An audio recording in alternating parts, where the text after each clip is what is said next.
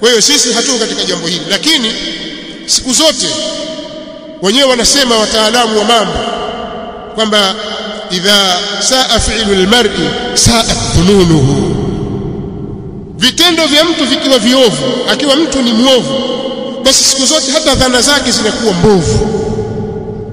Mtu mwizi yeye anaona kwamba watu wote wezi tu, haiwezekani.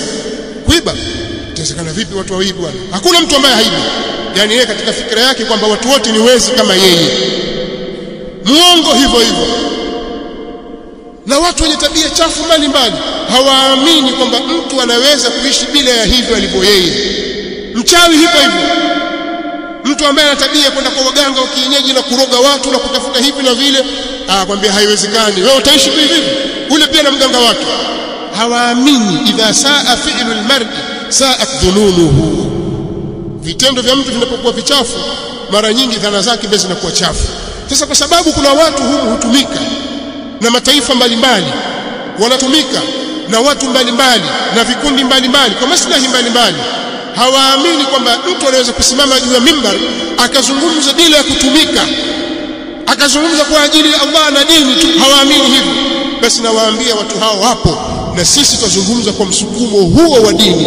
Hatuna mtu tunemtumikia katika hili zaidi ya dini yetu.